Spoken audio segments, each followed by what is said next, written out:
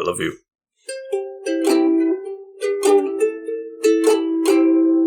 Welcome back, Couch Potatoes. It's that special episode of the month yet again. Glad you're here with us on the couch, because today we're talking yet another potato pick. The potato pick. Welcome back. The tater threesome. The potato pick. What is the potato pick, you may ask yourself? Well, for you out there, our couch potatoes, our listeners, if you would be so kind as to become a patron at patreon.com/greenandfaceless, you too can vote upon the subject matter of our monthly potato pick episodes. That was a very sterile delivery of what it is, but I did it. I'm proud of you. It was good. And that was delivered by the Faceless Leon, everybody. Yes. And this is a podcast about movies and TV. This one's about movies, though. And that's the Green Traveler over there across the airwaves. Thank you so much. Oh, so kind. I'm so happy to have you all here. That's this beautiful episode of the day, people. It's a potato pick. The potato the potato threesome. Tater threesome. We had so many different fun alliterations for these, and I don't remember any of them. French fry films. I remember that. French fry threesome? Wait, no, French fry flicks. French fry flicks, I think it was French fry flicks. Yeah. Yeah, that was it. Yeah. That was a good one. Why don't we just go with that? Potato pick. It's a potato pick. And today's potato pick's a bit, I don't know if they want us to say their names. Yes. Should have asked. Yes, they do. I did ask them. Okay, fabulous. They are our lovely fans, Mike Hamilton and Don Callahan. Maybe a relation. Thank you. Love you. But, and they submitted a traveling threesome for us today. Almost specifically motorcycle traveling. Green Book changed course on us. They're all generally the same time period, though. They're just different parts of the world, I guess. One's in the same country, so as the other, and filmed at different times too. And we're completely different. We're going to talk them in order of release date. Yeah. I mean, I guess up front we can. You've already seen the title. We're talking Easy Rider, Motorcycle Diaries, and Green Book. The Green Book. I think it's just Green Book. Just Green Book? Just Green Book. Just, except for you scratch out just Green Book. Exactly. We're going to talk Easy Rider first, filmed all the way back and released in 1969. It's directed by Dennis Hopper, and it's written by Dennis Hopper and Peter Fonda, who both also star in the film. Yes. It's also written by Terry Southern as well. He helped write it. A nice easy ride into smuggling and the counterculture, just all the good stuff that makes you say, yeah, this is the 60s. Yeah, drugs and acid.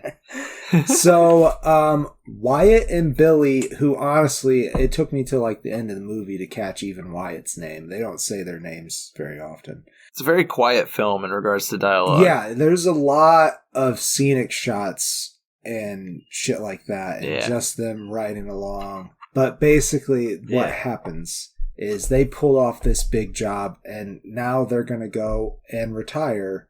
I think they're heading towards Florida, is the plan. Yeah, something like that. It's a cross-country ride, starting somewhere in like California or Nevada or something. And I recall Billy, played by Dennis Hopper, and Wyatt is Peter Fonda. I recall Billy saying, now we get to retire in Florida. And then Peter Fonda is like, we blew it, Billy. We blew it. And that was like supposed to be the point of the movie. But they go across country and, you know, they meet all these different people. First off, they meet this commune who take them in, let them eat their food. And Wyatt kind of seems like he kind of is pretty satisfied with the culture that they stumble upon here. Like, they're working for themselves. But Billy's like, let's get out of here. Then they meet Jack Nicholson's character, George. Yeah. Oh shit, George Hansen. A drunk lawyer. A drunk Southern lawyer, but he's not like so backwardsly conservative / racist as his other Southern. I was gonna say compatriots, but he's definitely trying to not be like them, and he's attracted to the idea of going cross country with them, and he does for a while, and that's a good fun part of the movie. Honestly, I didn't know anything about any of these films going in. I mean, I knew some about the Green Book. I had seen Motorcycle Diaries, but other than that, yeah, okay, that's fair. I'd only seen Shay. That was the only thing I'd seen of his life. So Motorcycle Diaries was a nice introduction too. But Jack Nicholson appearing, like when he showed up, at first I heard his voice and I was like, that sounds like Jack Nicholson. And then like the camera shows him and I'm just like, that fucking is Jack Nicholson. Like, how old is this man? It did kind of feel like out of nowhere, like he's definitely the biggest name for at least people our age that they're going to go in and realizes in this movie. Peter Fonda, I feel like some people might know, but not really. Besides him being Jane Fonda's nephew, I don't. Right. Yeah, and that he was really into the counterculture movement. That's pretty much all I know about him. Well, it surprised me because like trying to look into Jack Nicholson's part in this film, he had apparently written and directed a sister film basically to this, like that came out earlier. I don't remember its name, sadly. I'm very bad at research and shit. But yeah, it just surprised me. It's just like there's so much more to Jack Nicholson's filmography that it's just I feel bad that I didn't know was there. Like I only know him from probably this like mid 70s on, I guess. Like I just kind of thought that's where it all started, but no, way back. Way back. Only a few more years, but still. I don't. Just a nice surprise. I don't know what he did before this, but this is definitely the earliest thing I've seen. It's just a nice enjoyment that I was not expecting. Yeah. I gotta say all around that I enjoyed the ride of this movie, but this one, out of all of them, out of the 3 movies that they suggested, feels the most like it is just a ride. Like there's definitely thought that was a great thing. Yeah, there's definitely some like themes and some messages they're trying to get across, but it really is about the journey. And the other 2 movies are, but there's definitely a little bit the scale between like just showing and making sure that the audience knows what you're trying to get across is tipped towards like giving you a little bit more spoon-fed in the other 2 movies. Not that it's a bad thing, but I feel like it's a little clearer what they're trying to do with the other 2 movies than with Easy Rider. Yeah, I agree wholeheartedly. I think you're 100%. I think I'm at 100% in agreement with you. It's just because it's I don't know, that was my takeaway from it, because I watched Easy Rider and I was just riveted. Yeah, I was like in every single scene because, like as you said, they're not spoon feeding me. I was just like, this is so wonderful. Like the cinematography is beautiful. Laszlo Kovacs, I believe is how you would say his name. He was the cinematographer. Like great landscaping shots. Like really. Yeah, you really got a good taste of America on the road, and it was a lot of fun. Yeah, and the actors were clearly having a good time just riding by like motorcycles down the road. They were also using the actual drugs too. Whenever they mention a specific drug, they actually use that drug in the film. Even the acid scene. Yeah, I mean it's a counterculture. It was a landmark counterculture film. It's about that message, and I don't know. I really enjoyed it. It was just I liked it just being a ride. Yeah, I did enjoy it. I don't know. Like there's a lot of things that I agree with what the counterculture was trying to do at the time, but there was still a lot of like, and Dennis Hopper kind of displays this pretty well with Billy. There's this machismo that's still going on that I feel like kind of obstructed some of the things that they're trying to do. But, and there's definitely moments in this film where that becomes pretty prevalent. It's definitely his flaw. He's prideful for a hippie biker guy. Yeah, and it does him wrong in the end, man. It does him wrong in the end. Yeah, he does. I'll cut that out. Maybe I will. Maybe I won't. Well, I love it. Yeah, that acid scene was kind of fucked up, man. That was fucking. Yeah. There's well, they also have this the editing technique that leads the next scene in, where it was a little unnerving, where they would like flash the first like shot of the next scene, and then cut back to the last shot of the last scene, and then do that a couple times before that scene, before the next scene just went on. Right. And with the first few times they did that, I thought my PlayStation was fucking up, because I was like, oh god, like the very first time I was like, oh no, did I have like a playback issue or something? And then it did it for the next scene. I was like, okay.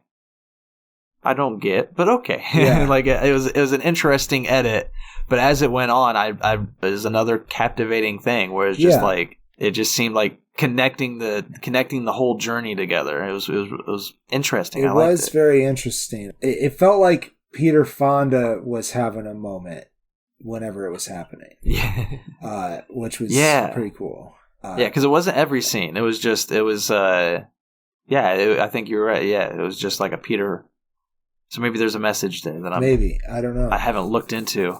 He seems to have some insight, at least the power of insight, to a greater degree than Billy does. Because he just, like, when they go and make some decisions, he's like, I don't know about this. And he's always so fucking calm. Like, I don't know if to attribute it to acting skill or not. Like, his character is just so fucking calm. I think he even gets commented on. He just seemed perpetually stoned. Oh, they are always stoned. That's true. But that's how I took it. Was like he was just so calm because he was so stoned all the time that he was just like, yep, that's the road. We just had an accident, but that's fine. We're just gonna pick our bags up and kick it off. It's just like, all right. It just reminds me of the part in the movie where they're teaching Jack Nicholson how to smoke a J, and that was pretty funny. He's like, well, I don't think this does. Oh, he also has a southern accent in this movie, which was really weird for me. But he did a fantastic job. I mean, he always does. And like, it's strange because, you see some of his more recent stuff and like, it's good, but he's being Jack Nicholson. And this is before he was that persona. So he was just so good. Like, anytime I saw him in a movie where he was younger, I was like, holy fucking shit, no wonder you're still the man. Like, right? But that fucking scene was hilarious when he was the first time he was getting high, and they were trying to convince him to stop drinking too, which was nice. Yeah. I mean, they were because they were using that to help him stop drinking. Mm-hmm. They were using marijuana because they were just like, he didn't want to smoke it because it's like, it leads to worse things, man. It's a gateway drug. And they're just like, no, it's not. Like, shut the fuck up. It's just like, take a hit. You won't want your beer. You can pour that out. And this is just going to relax you. And, he's an alcoholic, which basically just means he's an addict. Mm-hmm. So he's like, all right, I will try your devil's lettuce. It is a very funny scene, and I really enjoyed this film. It's just so chill, so relaxed. Yeah, except for when it's fucking not. There are some great moments where it's not. So this movie is as much as this movie is about the journey, it is also about hatred and fear, and there is a good deal of violence. There's really only like maybe 3 or 4 scenes of it, but it's pretty bad. I don't know. Like, they do it fast. Yeah. They come in, they do it fast, and then it's done, but it's still like, oh shit. Like, Yeah, it's brutal. Why would you want to do that to people? And it's because, like, that George is the one who puts it into words. It's because they're afraid of people who are free, because it shows them that they are not free, despite their ideals. And I thought that was really interesting. So there was like some really good things that they were trying to say with this film, while also just making it seem pretty laid back, and it's about getting to point A to point B. I gotta tell you, that ending... Yeah. I don't want to spoil the ending, but... Blew you away, would you say? It blew me away. Yeah, it's a good ending. Mm-hmm. It really is. I wasn't expecting that either, because when the ending happens and the credits roll, I was like, oh, that's it? Yeah. Because it's very abrupt. It's a very abrupt end. It is very abrupt, but I don't think that it is out of left field, because it is kind of built up in the movie. Like you said, this movie's pretty laid back, but there's some pretty tragic things that happen to Billy and Wyatt. And after one thing particular happens, and they're still in the South, you're still expecting it to happen at some point. Right. The event you're talking about too, like the big one that happens when they're in the South, it's such a sad moment, because there's basically nothing they can do about it. No. Like, they're out on the road with no place to call home, basically. They're just travelers. And so, there's no one to go to about this, no way to solve this issue. It's just devastating. I really, again, another thing I just was not expecting to happen that just kind of rocked me with this film. Yeah. Like, fair enough. I mean, I'm ready for closing statements if you are. Yeah, let's do it. Like, I give it 3.5 stars. It's a very just captivating film. Like, I was just deeply glued to this whole movie. And the performances, as you said, Peter Fonda, very stoic, very calm. And I don't know if it's him acting or the actor just being high, or like, I want to say it's him acting, because it was really great for the moment. Yeah. Great for the moment, especially when they're on the road and you just got get a little hint of a smile as he's driving past the camera. He's like, "Oh shit!" The funny shit they were doing on the bikes with George. That's good. That was good stuff. Oh man, yeah. It's you just know they had a lot of fun filming this, and it definitely carries into the message of the film too. I mean, Jack Nicholson's amazing. Like, as much as I love Dennis Hopper and Peter Fonda, like Jack Nicholson. Maybe it's just because I'm more familiar with his work, but I thought he was the best part of this film. I do think he was my favorite character in the film, too.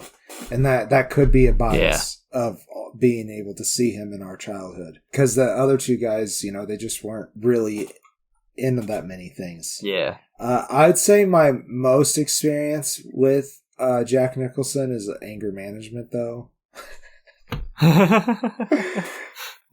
Mine was probably Tim Burton's Joker. Oh yeah, I did watch that. Or The Shining. The first time I watched that, I had really bad nightmares. The one with the Joker in it. So my mom would let me watch any other Batman movie besides that one. Dude, he's a great Joker. Like, he is. He's pretty terrifying. I think it was the part with his girlfriend when they find her and she's all gassed up and they reveal her face. That's the part that really scared me as a kid. That sent me over the edge. So, closing statement about Easy Rider. Secret review of Batman. I'm not one to judge. Like, I was terrified by The Mask. Like, with Jim Carrey, when the bad guy gets the mask, that shit scared me as a kid. Yeah. I got nightmares from him going down the drain. Like, woof. Yeah, jeez. Secret review of The Mask. No judgment of your childhood fears. I think the dog also scared me. When the dog puts the mask on, that was just fucking frightening to me as a kid. I know it's supposed to be funny, but it wasn't funny as a kid. Like, I was like, no. Only Jim can do it. Only Jim. Only Jim. Okay, so this movie, it definitely is a full face movie. I'm tempted to give it a face and a half, but there's something about, there's just not very much dialogue, and I personally love dialogue. So for that reason, despite the great cinematography, I did find myself bored at some points. So that's fair. And it's an older movie, and when I go in to watch an older movie, I expect the pacing to not be quite up to what I expect from a movie today. Because they just took their time back then. Yeah. And, there's nothing wrong with that. I'm just not attuned to it. Nothing at all. But I'm just going to keep it out of face. Well, that's good. I'm real happy for it. Good job, Easy Writer. Good job, Easy Writer. I don't know. I'm the kind of guy that, like, if your film doesn't have a lot of dialogue but it's able to still tell the story, I'm eating that shit up. I love that shit. I mean, I like good dialogue too. Like, if you can make dialogue really good, it's not stale. I'm terrible at dialogue, so it's really hard. But I'll watch a Western that goes for like 30 minutes with no words whatsoever. I'll just watch that. I love that kind of stuff. As long as it keeps me in it, I'm good. But and there was not really a point where I was like super checked out or anything. It was just like it was getting close, and then they would do something, and I'm like, okay, good. I guess it's also something for me that it's shot on film. And I just really love landscape cinematography on film. Like, it's so nice. Like, I mean, it's still great in today's like digital camera age. Like, you could still capture beautiful shots. Like, the guy who did The Revenant, Lord knows he has captured some beautiful fucking cinematography on digital camera. Like, he does an amazing job. But American landscape on film, it's just a nice thing from my past. It's a good, it's a nostalgic. Even when you're actually looking at Italy, it's great. Yeah. All right, let's move on. Let's move on to the Motorcycle Diaries. As I said earlier, this is about Che Guevara. Or is it Guevara? It's Guevara. Guevara. The V's are closer to B's in a lot of Spanish accents, but I don't know how to say it that way. But he goes by his given name Ernesto because this is when he's a younger man. Yeah, and it's based off his writings when he was driving his motorcycle with his best friend. What's his best friend's name? I didn't write that down. Alberto Granada. He's played by Rodrigo de la Serna, who might be related to Che because his full name is Ernesto Guevara de la Serna. Oh, man. Yeah, but the guy playing Che is Gael Garcia Bernal. It's hilarious that it's like fate almost, because I know I've seen films with Gael Garcia Bernal before. Like, he's definitely been in my past that I've seen other films by him, but like I wasn't registering actors when I had watched those films. Right. So like I didn't, when I saw Old just last weekend, M. Night Shyamalan's Old with Gael Garcia Bernal in it, I was like, wow, this is a really good actor. I really like him. I wonder if I've seen him in other stuff before. I can't remember his face, but whatever. And then I watched Motorcycle Diaries the very next day, and I'm like, oh, there he is. Yeah, I wanted to say, I did to Sarah. I was like, hey, it's Che. Which he does play Che in other movies too, like the Fidel movie. Yeah. And I don't know if he's in the Che movie or not. No, I don't think so. But he is in that Castro movie, which we watched both this movie and the Fidel movie, even though it was in English, in my Spanish class. Which her excuse was like, it's the culture, it's of that particular Latin America country. So important history. It's very possible that like a film like that was shown in my classes, but I typically would take those days to go work in the auditorium. And by work, I mean go to an off room and play video games because nobody cared about my education when I was in high school. He's doing fine. Back to the summary of Motorcycle Diaries. It's really is just Che and his friend. What was his friend's name? That was the whole point of the aside. Alberto. Him and Alberto, they go on their end destination is to get to a leper colony where they're going to work as, they're going to learn as doctors. Right. Ernesto is studying to be a doctor. He was like, I think 1 year from being able to go do his residency, and they decided that they needed to go do this, see the continent. Yeah, their last hurrah. They're going to go, because they start in Argentina, and I believe they go south, and they go all the way up Chile. Gotcha. Which I believe they hit somewhere else before Chile. That I don't remember if it's outside of Argentina or not, but they go and visit. Oh, you're doing the summary, but they visit his girlfriend. Yeah. The only reason Alberto's interested in going on the trip is and what he says, at least. He obviously wants to see the country. But the only reason he says is so he can sleep with a girl in each town along the way. Like that. He's very interested in the flirting aspect of traveling. And Ernesto's really just interested in the traveling. He wants to, and along the way, both of them meet people and, they see the hardships of the rich and the poor, basically. Right. Yes. And the big line between them is the indigenous people and the people with more Spanish heritage or European heritage. And it's a lot about Ernesto discovering his political foundation, really. He meets all these people along the way. He sees all the hardships and all the freedom of some people, and how other people are treated. Like he just witnesses most of this country's just divide. Yeah, the whole continent. Yeah, like they discover more and more hardship as for each country they go into. And he just learns so much, and then they get to the leper colony, and that's like the whole third act, which is very entertaining. The leper colony is great. Yeah, it's funny because he doesn't believe it's transmissible, that he believes it's not an infectious disease, and it's like it is, but it does take a lot of exposure. It's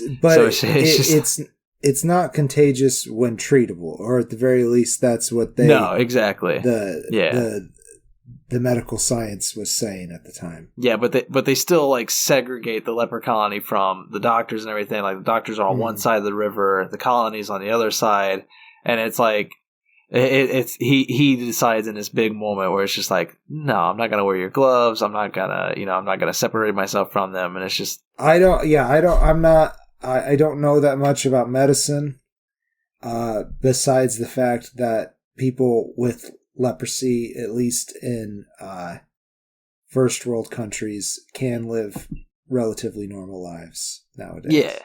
Yeah. Another big risk that Ernesto takes in this whole trip, not just in the end with the leper colony, but throughout the entire trip, is he has asthma. And it's when it comes on very strong. Right. Like he basically almost chokes to death in some scenes, and it's just another level, another big bad that he has to overcome throughout the film. But it makes some great scenes. Yeah, Gael in those scenes is really good. He must have somebody in his life that has it or something, because he really went for it. And man, the prop too, his inhaler, that old school inhaler, that was pretty cool. Yeah, that was nice. I really like that. Yeah, I like it. At first, I thought it was like a way of taking drugs, but then later, they talk about him having asthma. And I was like, oh, wow! Like I never thought about it. That's so cool.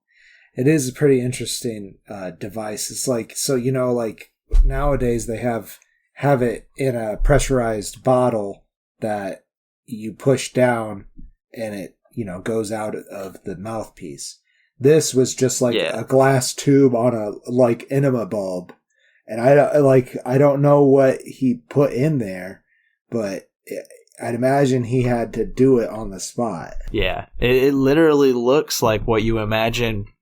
People who would like be smoking crack or something. Yeah, or something like some. It looks weird, like one of those pipes. Strange street drug. That's what it looked like. I know what a crack pipe looks like, but it doesn't look like that. But it looks similar to that, where you would expect, like an opioid. Some steampunk drugs. Yeah. I really just enjoy this whole film, too, because just like with with Easy Rider, you see the hardships of the journey alongside the journey itself. You see a lot of the landscape of South America, and it's very beautiful also. I wouldn't say that I actually like the cinematography more in Easy Rider than in the Motorcycle Diaries, but it's still great cinematography here. I sadly did not write down the cinematographer on this one. I'm sorry, sir or ma'am. You did a great job. But you see a lot of the hardships, like the tumbles, and I think this film did the tumbles better than Easy Rider did. There's a lot of moments where you kind of just feel this bike falling. Because they're not going super fast like an Easy Rider. They're sharing it. It's also like a smaller bike than either Billy or Wyatt have in that movie, which we didn't talk about the bikes. Right. Okay, so like I honestly only vaguely remember what Billy's bike looked like, but Peter Fonda's bike was all American flag shit. It's like the most patriotic bike you could ever have. And there was so many people like just being like, "Did you see that sissy's bike? All American flagged out." And I was like, are you kidding me? That's like the exact opposite reaction I would expect from a redneck. But at different times. I like the bike, but their bike in this one is so tiny, and they have so much crammed onto it. Like, not only carrying themselves, but like packed onto the bike. And I mean, even at the beginning, they have a freaking puppy, which I hated that scene when they have a small crash scene and you hear a dog like, whimpering. Why is there a dog? Why is there a dog? Yeah, I'm all with Alberto on that one. I was like, why the fuck is there a dog? Like, man, I know the dog wasn't in there when they actually fell down, or I hope it wasn't. But man, it pissed me off when that happened. I found out there was a dog and with him. I was like, what's wrong? Even though it's fictional, I was like, what's wrong with you people? Like, you don't bring a dog with you in a backpack like that. Poor thing can't breathe on a bicycle. Jeez. Come on, Che. He was bringing it to Chichina, his girlfriend at the time. And and the subplot with the girlfriend is interesting. So she says, "Don't wait for me. And if you ever make it to no, she says that she doesn't want to wait for him because he's going to be gone for a long time." Yeah.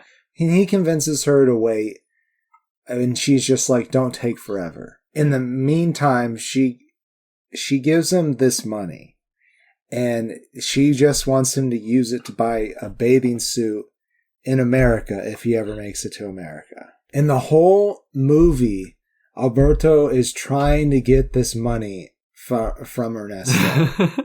And oh my God, the ending of that subplot is so good. Like, right. Yeah, because it like, Alberto gets so upset that the money is already gone, which that's a spoiler, but he's upset.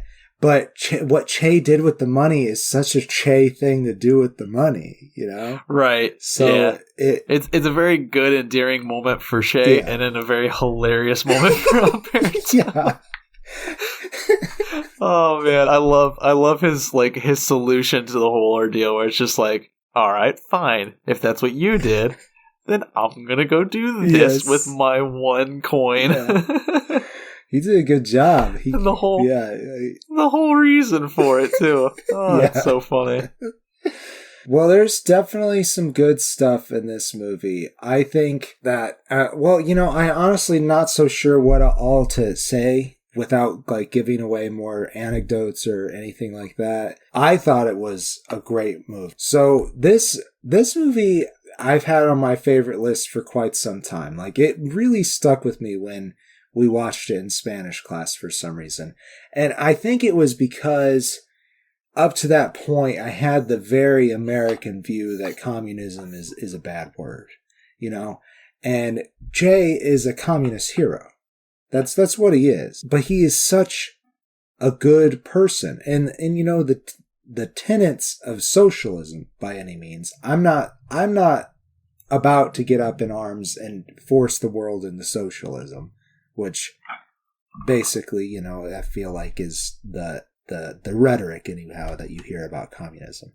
But I do think that it's important to stand up, let people know that we could work with these ideas.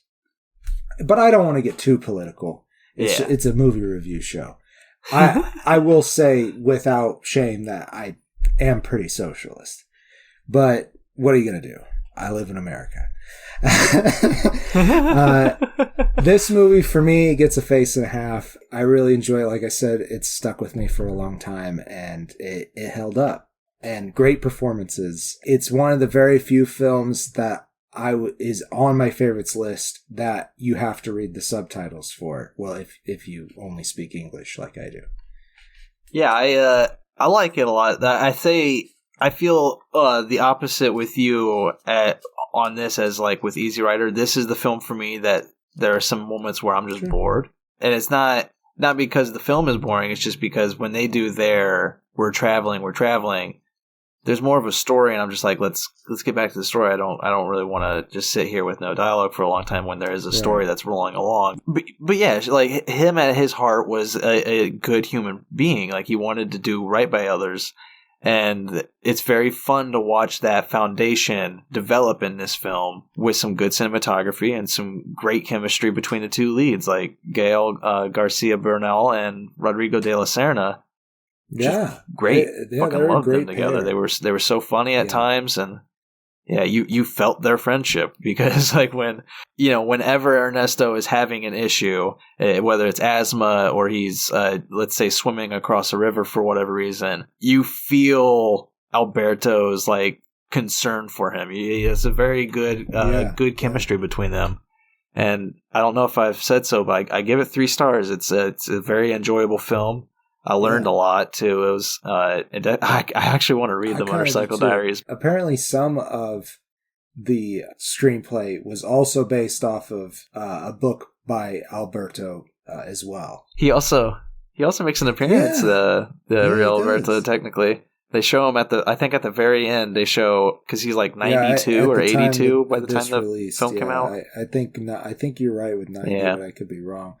Because this movie was what? It was 2004. And it was the 60s. Maybe 80s. I don't know. Yeah, it's a lot of fun. I really enjoy it, and I definitely recommend it. I mean, again, we've shat on American education quite handsomely throughout this podcast already, and I'm not afraid to do it again. Like, the lessons outside of America that I learned were very brief. Like, we try to cover a lot, and by trying to cover a lot, we gave it very little time to all these big events. And me being the person I am, I need repetition to learn. And all those events, they're gone. I hardly remember a lot of it. And so now I'm like, I'm very interested in all of that. So now I'm trying to like go out and like pick it all up again, and like, but it's, I need repetition. I need to read a giant book on the Roman Republic to remember what I loved about my Roman childhood when I was so obsessed with that shit. That's pretty good stuff. So I don't know what it is. Yeah, it's gonna be a while. And, a lot of people would say, "Oh, it's because you're an imperialist," and I'm like, no. It's because it's ancient history, man. And like, yeah, okay, so a lot of our history is taught through the lens that our culture is derived from Greco-Roman culture.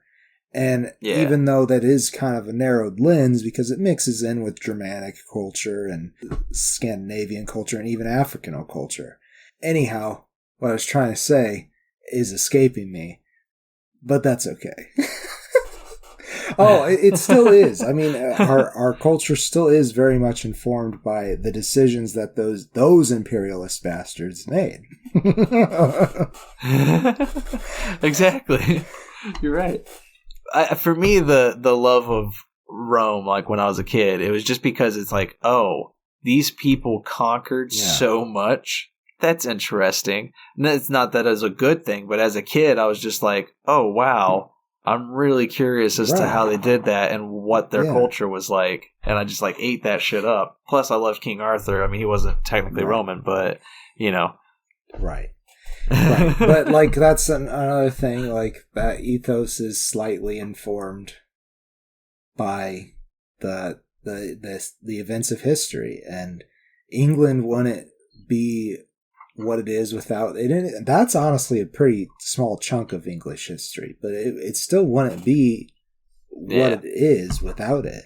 and probably might have been less imperialistic. Yeah. If we're gonna be honest, but who knows? That's a shoulda, woulda, coulda right there. Let us move on to our last film. I'll cut all of that. Let us move on. But yes, let us rally on to the Green Book. Or Green Book. Just Green Book. No the. Cut out just. Just cut out just. Green Book. Directed by Peter Farrelly, who...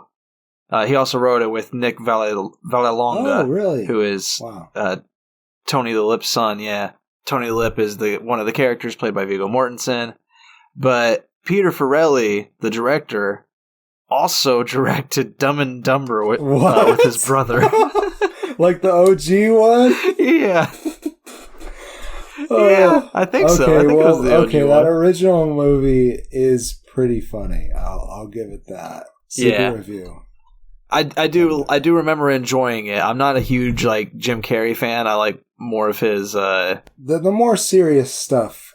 Like there's one or two that we like. I like the number 23, but only for its creativity. This the Eternal Sunshine of the Spotless Mind. Dude, that's a great one. I really love that one. And I like The Truman Show, which has a bit of comedy. That's a good one. There's that's a classic. He can be a golden actor, but I don't know. Dumb and Dumber was kind of the comedy I liked more as a kid, and as I got older, I was kind of just like, I'll come back to this one. I just need a good silly laugh, and it's hilarious that.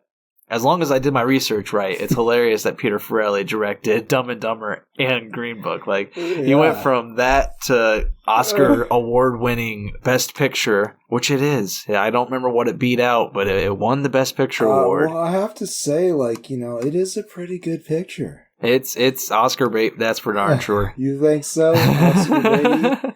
Is that you think that in a bad way? It's good. No, it has some really good stuff. I did enjoy it. It took a really long time for me to get into it. So the story is Doc Shirley also. He is a musician, a pianist specifically, and he is about to tour the South. That he is a tour he wants to take, and he is looking for a driver. He is looking for somebody to assist him with his gear. Basically, I mean, he Tony the Lip, again played by Viggo Mortensen, and Don Shirley is played by Mahershala Ali. Yeah, both pretty good. Who I love Mahershala Ali. He's great. And Viggo Mortensen, honestly, is almost unrecognizable. It's such a good character, man. I love it. Yeah. He's so good. He got really big for it. Yeah. I keep saying Tony the Lip, and it's not Tony the Lip. It's just Tony Lip. Tony Lip. I believe. Tony Lip. And because he got a lip. He talks. He gabs. Yeah. I love it. But he becomes the driver for Shirley. Tony starts out as... He is ignorantly racist. Yeah. His wife, played by Linda Cardellini, at the beginning of the film, she's having repairs done in the kitchen, and the repairmen are black. And... basically all of Tony's family came over to the house because they just didn't trust it. And that was how his family was. That's how he was. Well, he did throw away the glasses that they used. Exactly. That's what I'm saying. He didn't, I don't think he did that consciously. Yeah. It's I saw them drink out of that, and, he just kind of did it on kind of instinct. Right. Well, I don't know. It didn't necessarily feel like hate. But it did feel like obviously that kind of thinking comes from hate. But he felt that having them in his house was a dirty thing. That's what it seemed like. Yeah, he definitely grows throughout the film. So this film had a lot of controversy about white saviorism because there's so much. When they get to the South, there's so many scenes where it devolves into... Shirley is being attacked or provoked, or somebody's goading him, and Tony Lip comes in and it's just I'm a big muscled white guy, and I might have a gun. Don't fuck with us. There's a lot of scenes that happen like that, and the director Peter Farrelly, he wanted to avoid. He knew about the possibility of white savior. Like, yeah, that trope taking over this film. And he wanted to avoid that as much as he could. So he was constantly talking with the actors, with everybody on set, trying to ensure that them helping each other, because Shirley definitely helps Tony Lip grow as a person. Majorly. And so does Vigo, Tony Lip help. Doc I keep Shirley. wanting to switch between actor and name. Yeah, Shirley. He's wanting to help Doc Shirley. He helps him grow as a person as well. Like, they both mutually help each other. And that is how the director says he avoided the white savior trope, was that both characters mutually help each other. And, it's arguable. It's a very kind of a gray area. I think there's still a lot of white savior moments in this film. I can agree with that, but I do think it's tempered with Mahershala Ali's tempering of Tony to say, no, we have to be dignified because dignity always wins. And that was a big part of like the growth for Tony's character. So I'm kind of with Peter Farrelly in the fact that they do help each other. Like, it's not one-sided. But also, they're in the Deep South. If Tony wasn't there, Don wouldn't have made it. I mean, so yes, sure, it is a trope. It is something that we're trying to get away from in our media, but I don't see how the story would have worked without it. You know what I mean? Yeah. Because, especially because it's a true story. That's where some more controversy comes in, too, because apparently Doc Shirley's family wasn't really contacted about the making of this film. A lot of it was made... Yeah, a lot of it was made without them knowing, I guess. And Mahershala Ali, he apologized to family because he was of the opinion, I guess, that a lot of his Doc Shirley's family members weren't around anymore. So that's what he had thought. I don't know if he was told that or what, but he definitely, as an actor, probably would have reached out to them, right, if he had known about their to get to willingness to be the character, the person, the real life person. Yeah. So I can't remember who in Doc Shirley's family said this, but he said that him and Tony really just had an employer-employee relationship. That Doc Shirley would never have considered Tony a friend. There are interview recordings with Doc Shirley where he calls Tony a friend, though. Like, he does say that they had trust, that they were mutual, that it was more than just an employee relationship.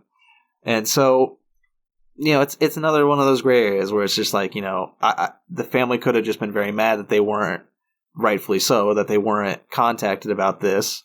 And so they, could have lashed out, but who knows? I didn't do enough research into it to see if there is more of a decisive area in here, but Tony's son, Nick Vallelonga, he was part of the process, so you did have one half of this story involved, and it's kind of wrong that the other half wasn't involved. So that's but it being his son is like, that's a direct line of contact. Like, the way that the end credits made it seem is that, like, and the ending of the movie is that, Tony would have him over for dinner and stuff. Yeah. Which is really nice, like, I kind of really like that narrative, and I hope it's true. With Nick being a part of the process, I do hope that it is. But I do feel bad that the main character's family just was not involved. That's saddening to me. Yeah. But I think that their relationship and the narrative in this is good, and I think it can be important if people lit it. Yeah. Just like, just let's get past our differences and be friends. It's another great story with that moral heart to it, and I get why it won Best Picture. I kind of wish I had checked up what the other frontrunner, or like what it was up against, but like, it's halfway through this film, I wasn't understanding why it won Best Picture, because I was not into it until they really got on the further onto the road. Right. Once they started to touch upon each other and actually a friendship started to develop, that's when I got involved. Yeah. But for the first half, I was like, everything just kind of felt very just kind of mundane and let's get it going. Sure. For the first quarter to half of this film. But once it got going, I was involved and I fucking loved it. Great chemistry and very enjoyable, but... Well, my internet was being a dick and a half when I was trying to watch it. So I had to watch it in 3 settings. And so maybe because it was broken up like that, I didn't have a chance to get bored with it. Because the beginning is very intriguing. They set up Tony's willingness to do what needs to be done for whoever it is he's working for very well. Right. And they also set up that Don Shirley is a very particular man. And it shows how they're going to clash. And you know that Tony has these prejudices. I do want to mention, because I thought it was interesting, that the Italian characters in Italian, I don't know what the word is, and it probably is a slur, but it translates to eggplant. They're what they use to reference for black people, which I thought was really interesting.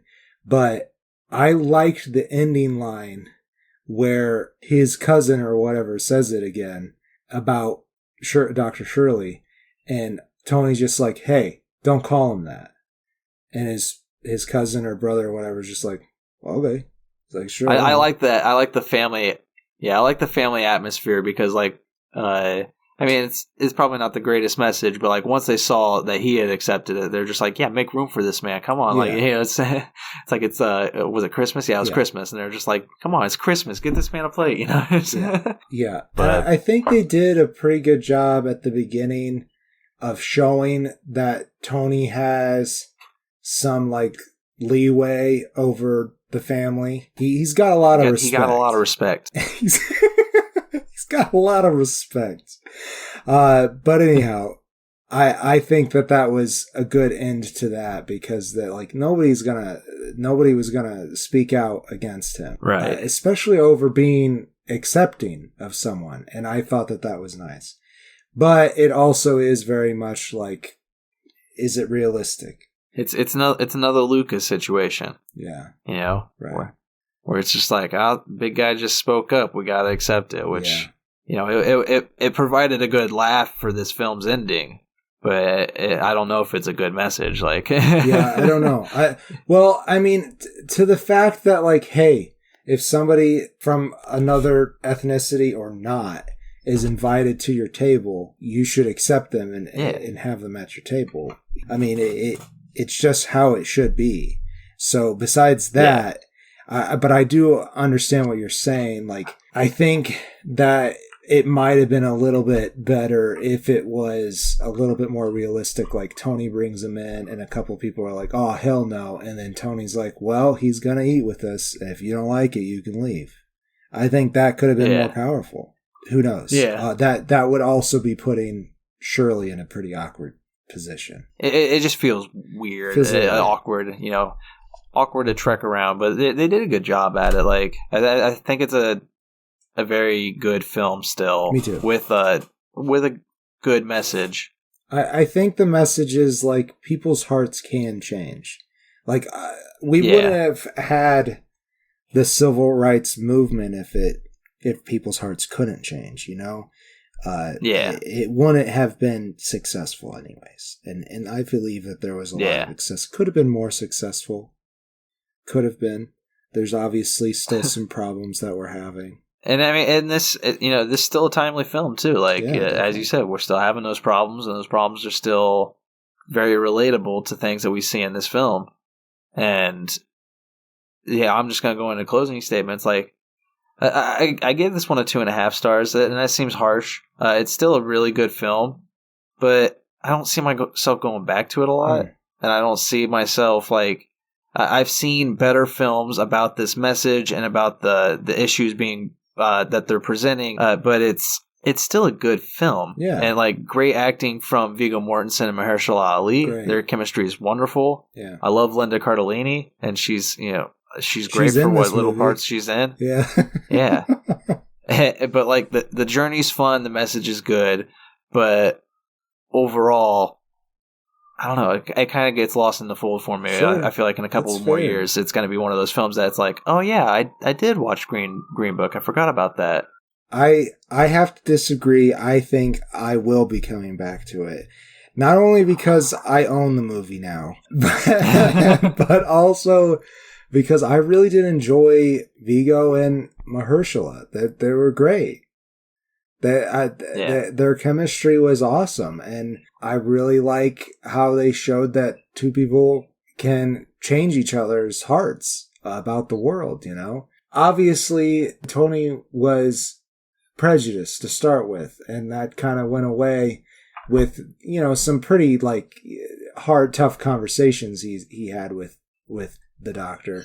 But also the doctor had his own prejudices about Tony. Like, he thought he was an uneducated slob. But, you know, he got to know him, and he's a very loyal person. He realized he's an uneducated slob that's very loyal and honest.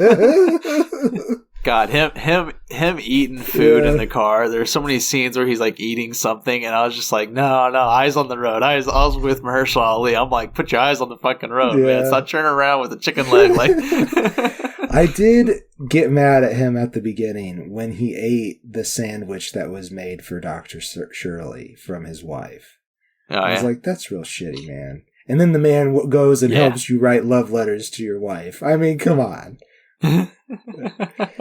Those moments were very nice too. I really enjoyed Dr. Shirley helping him with his relationship. Like, well, he didn't need help with his relationship, but helping him reach his wife through words, like, because Tony's not a writer. He's not he doesn't know how to put vivid thoughts into words.